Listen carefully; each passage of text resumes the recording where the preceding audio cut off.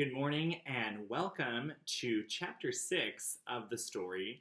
This morning I'm going to be telling you about my brother. So the title of this chapter is called The Brother, and it starts like this. Oh my God, your brother looks just like Ron Howard. Every time. Every single time I show my brother's picture to someone, because I love him and I talk about him all the time, that's what I get. Oh my gosh, he looks so much like Ron Howard. And yeah, I guess he kind of does, but he's also my brother, and that's just how I know him to look.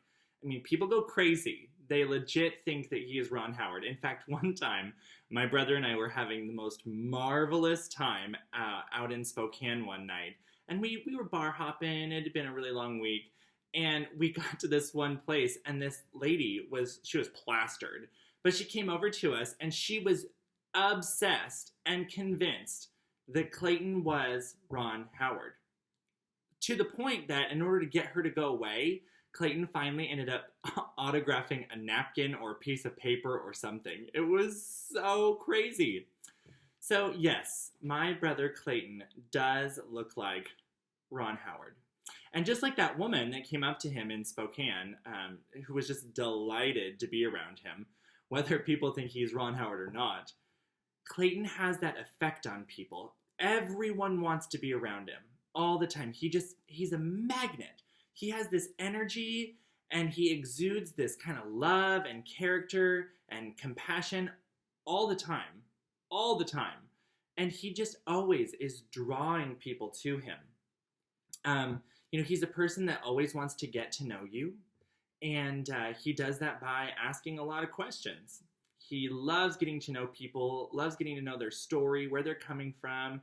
And what's really crazy is that on top of this sort of wonderful exhibit of kindness and compassion all the time, he remembers.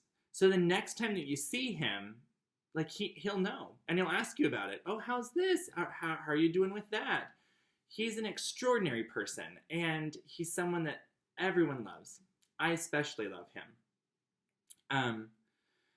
Taking the time to listen to people and show that he cares, asking questions and whatnot, is just one of the ways that my brother demonstrates his heart. He's got a huge, huge heart. He loves taking care of people and making them feel good.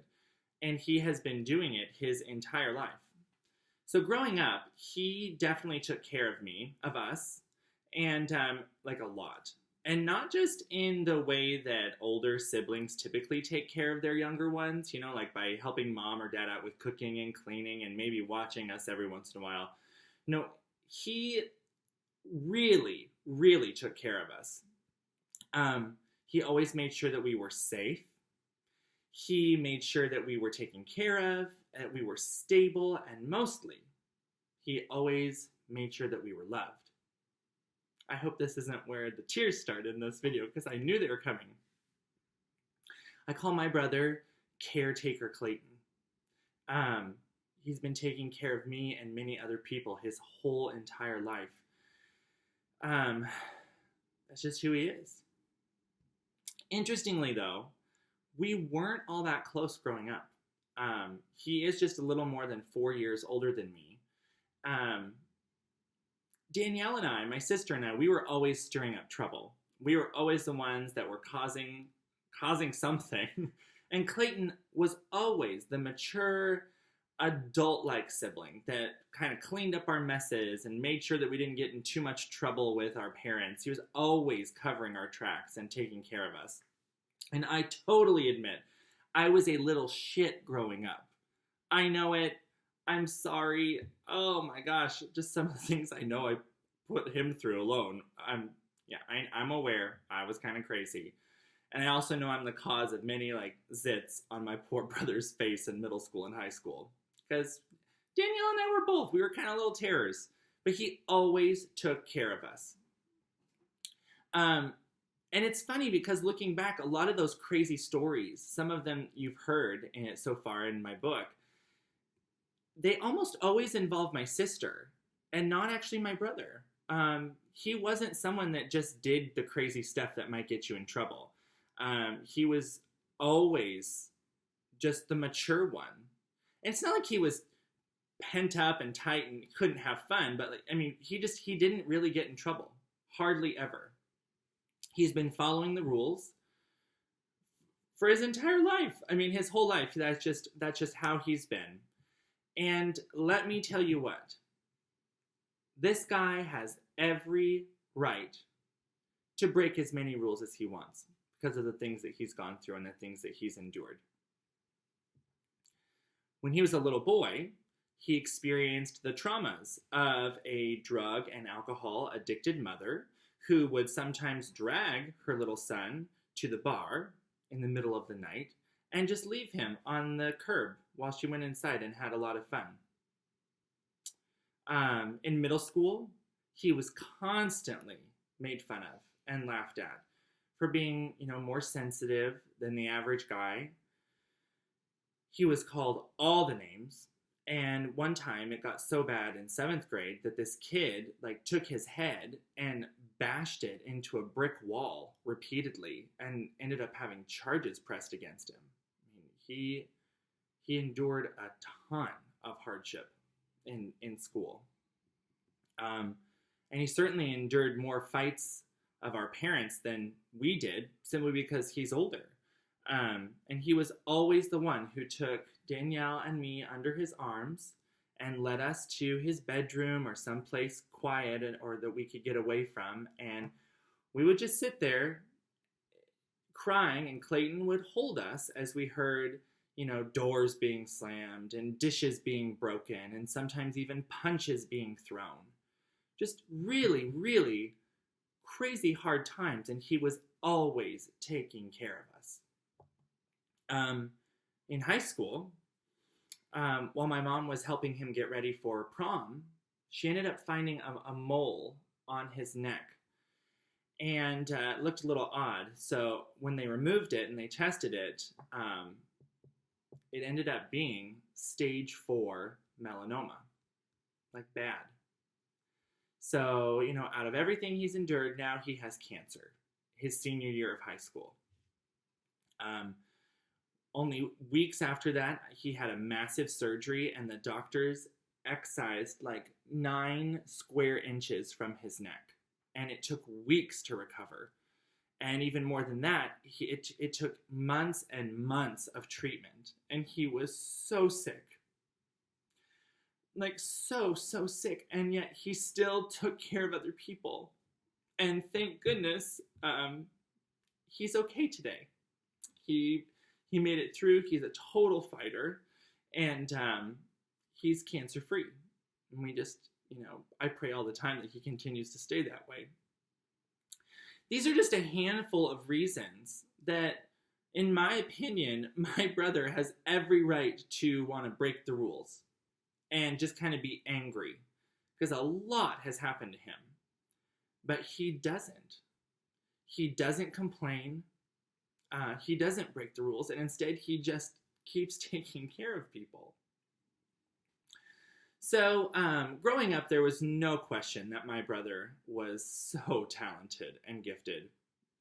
He was one of those people that was pretty much great at everything he ever tried, except maybe music. Maybe that's the only thing that I've got over him. Kind of tone deaf, didn't get the whole piano thing. But oh my God, did he get everything else. He was an incredible artist in school. Always came home with the very best grades, taking all these super hard classes. He was especially good at sports, particularly track. And I remember that he set this record in high school when he ran the mile in like 4 minutes and 12 seconds or something. Just absurd. I'm asthmatic and I can run the mile in 10 minutes. But he did it in flip-flops. He just so talented. He was also a gymnast, and to this day, he will just tumble and flip his way across the backyard, whatever backyard he can get into. Just such an interesting person. Just did everything. no particular interest per se, just was interested in everything.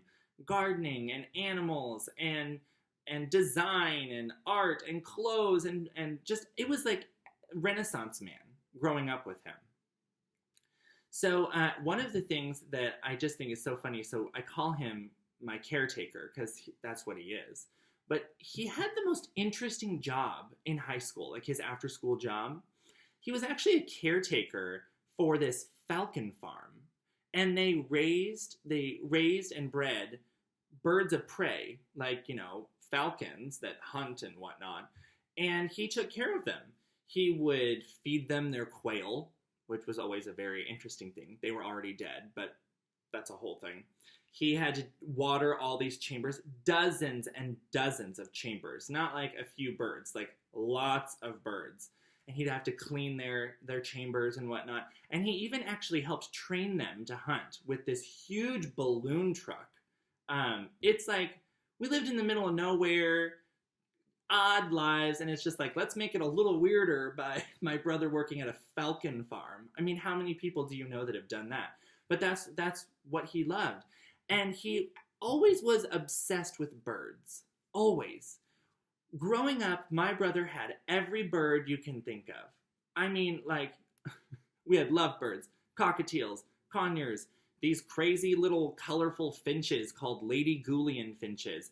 And I think all his money that he ever made at anything kind of went to these birds. Cages and little toys for them and perches and food. And I mean, he was obsessed with birds. And not just birds that you hold. Oh no. Clayton had peacocks, and he specifically had these rare pheasants, like red golden pheasants and Lady Amherst pheasants. And if you've never seen these things, like Google a picture of them. They're beautiful. And like this was his hobby. He had these birds. And I just think that's so cool that my brother had this random hobby of birds growing up. They were kind of a pain in the ass growing up, especially for him, I'm sure. But it's fascinating. His interests and what he did, it spanned the entire spectrum. Like, you think that it can be, and Clayton's probably done it. I love that about him. He's so curious about the world and loves to learn, and he is so well-rounded. One of the most well-rounded people I've ever known, in fact. So after high school, life took him away from our hometown and actually to the inland Northwest, where he was finally through, a series of, anytime you try to change your life, y'all, it's not easy. But he finally came out. He got to live his life fully and openly as a gay guy. So our family, this part's not the easiest. Our family was not very supportive. And that's something that is really hard for me to realize today that happened. It is part of our story, but I'm not proud that it is. So as I continued as a young teenager and growing up, as I continued to be so involved in the church, in our denomination, and just pounded this doctrine into me, the more and more that I just believed that being gay was the ultimate sin, and here I had a gay brother, and I'm ashamed that I actually even used to vocalize my opinions of him and his lifestyle. And, I'm not here to I've moved on, obviously, but it is hard to think back on.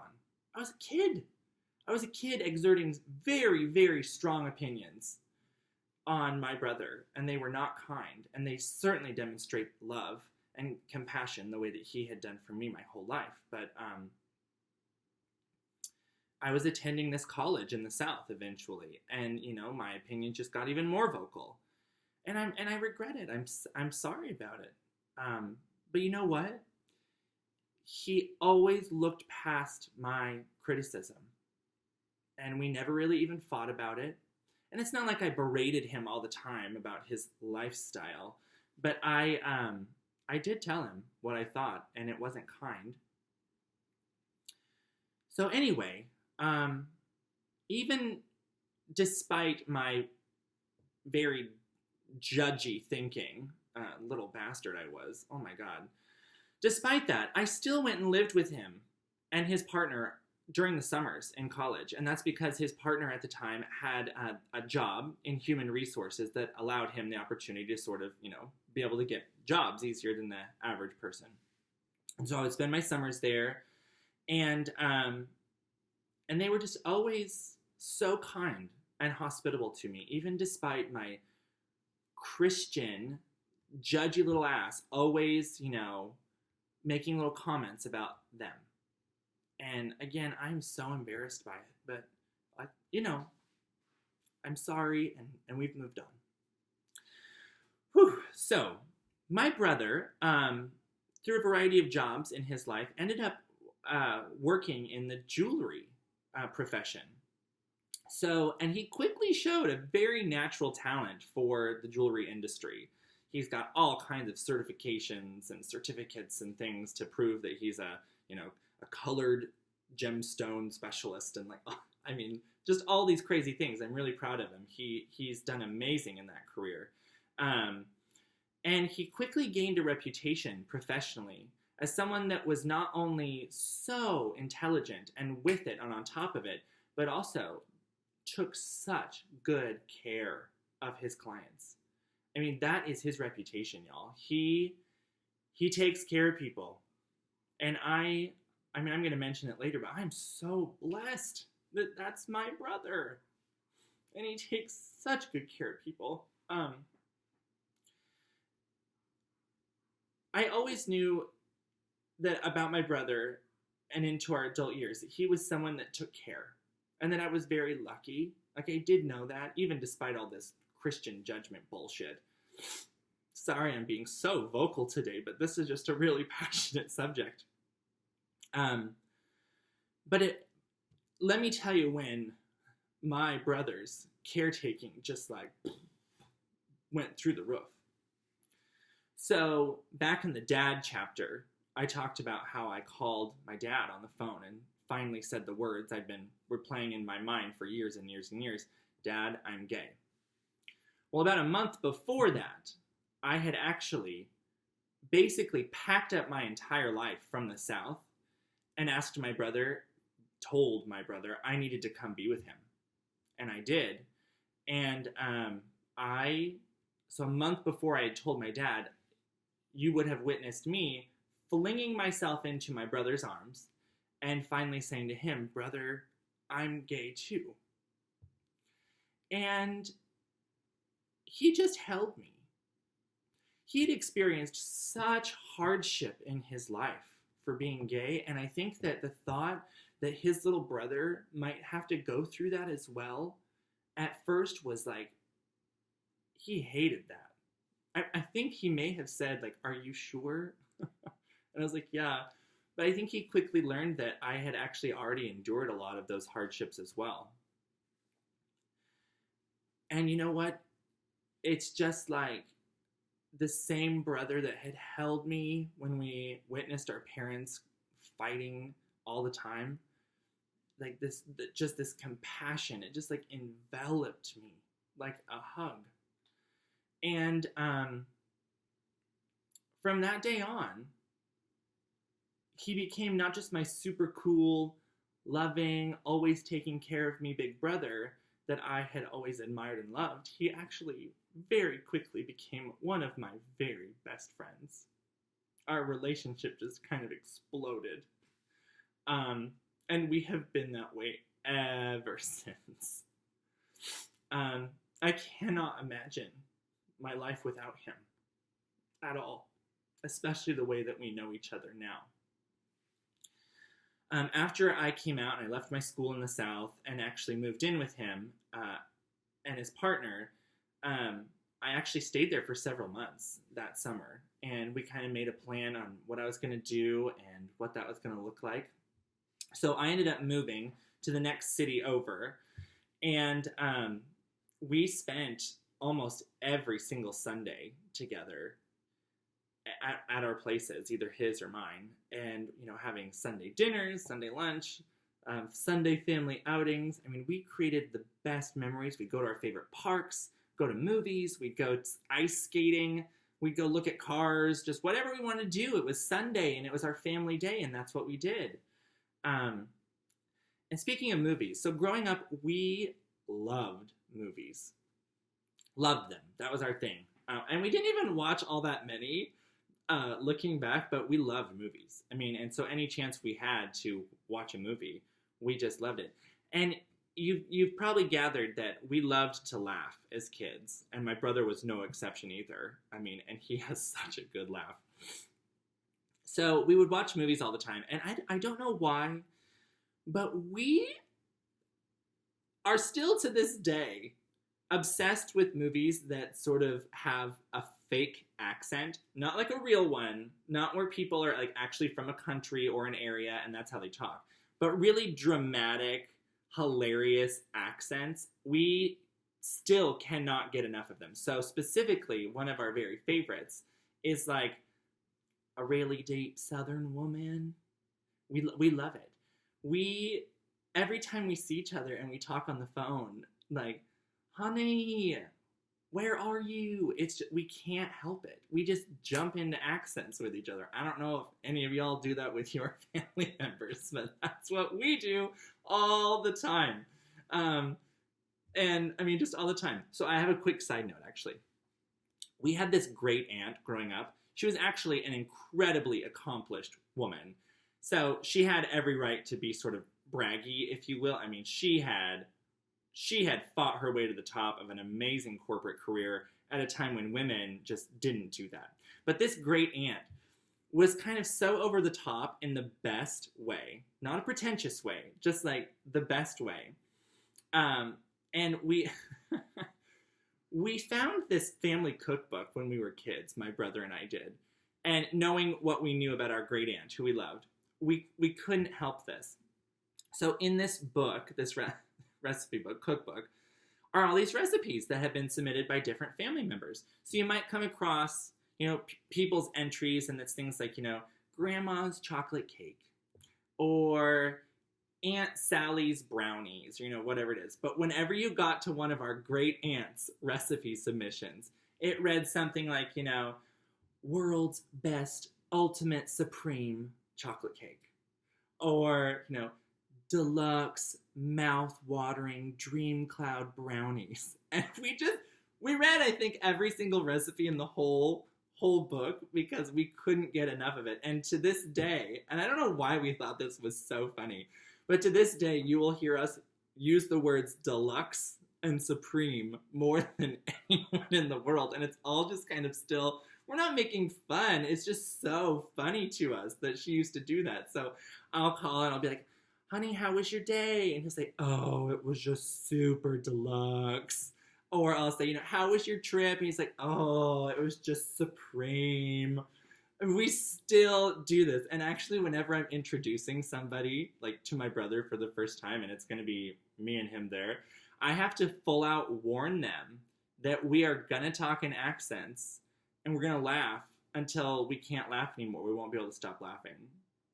And that's us. We are it's so easy to be around him all the time. And I love it. We also love cars. Grew up in a car family, but my brother and I, we still love cars. We love them. We follow all the newest makes and models and what's trending. And on the phone we'll call, and because I live in a bigger city now than he does, I kind of have the luxury of seeing more cars than he does in his small town. And so we'll kind of go over the sightings that I've had and, oh, I saw this. And that's kind of our thing. We love so much of the same thing. We love food. We love design. We love Martha Stewart and Ina Garten. I joke all the time that my brother is Martha Stewart and I'm Ina Garten. And if you know us at all, it's not that far off. We love you, Martha and Ina. We love so many of the same things. In fact, we also happen to love the same gender. We are both gay. And we don't really talk about the fact that we're gay all that much with each other. It's kind of just like, do heterosexual siblings talk to their siblings about being heterosexual. Like, no, it's not a thing. And for Clayton and I, it's not a thing. And interestingly, I'm asked about that a lot. And people are kind of surprised. I'm like, why would we don't need to talk. I like boys, he likes boys. We're both in loving, committed relationships. Like, great. How are you? We have so much that we share. And, sadly, life ended up taking us in different directions a few years ago. And I ended up moving away. And I will never forget the night that, our final goodbye before I left. I mean, ugly crying, just almost weeping into each other's arms because it didn't seem possible. How are we going to do this without each other? And I just miss those Sunday dinners so much. And I'm aware that I'm going to have them again someday with him more frequently. Until then, we see each other as often as we can. I have some amazing best friends, and he's not my best friend the way that American culture labels and defines that, but absolutely he is, my best friend. And like I mentioned earlier, I just cannot imagine my life without my brother. There's no way I would have ever become who I am without him. From a little boy when he's taking care of me to, helping me come out and being one of the only family members that I had for a while that loved and accepted me. Thankfully, many more have joined on, but it was just him and I for a really long time. And I count the fact that Clayton is my older brother as one of the biggest blessings I've ever been given in this life. That is a true fact. He has taught me so much. He's taught me, most importantly though, that gratitude and compassion always win. Even when you're going through something really shitty, be thankful. Be thankful for what you have, and be thankful that it's not worse. It could be worse. There are people out there that have it worse. So sit up and be thankful. And that lesson, that life lesson, was learned directly from my big brother. I think that he has every right to sort of be angry and bitter, if you will, for the things that he's endured. He has endured so much life. It's a lot. And he's not bitter or angry at all. He's always chosen gratitude, kindness, and joy over anger. Always has. And the example that he set for me is one I know I cannot take for granted because it is so beautiful and so rare, actually. He has taken such good care of me my entire life. And it was especially when I left the South and moved in with him that I feel like our relationship went to the next level. For that, and for so many other reasons, I will always be thankful to have such an amazing, talented, accent-wielding, laughable, Martha Stewart-loving, car-crazy, go-getter, super handsome big brother. He really, really is as supreme deluxe as they come. Whew! That was a long chapter. Not long, just feel exhausted. Anyway, thank y'all so much for watching. I hope that you have a fantastic rest of your week, and be sure and look for an announcement that I'm putting out today. I'm actually going to speed up the process of releasing my videos of my book, and we're going to move to 2 per week starting this week. So thank you. Go enjoy a beautiful day, and I'll see you on the next one.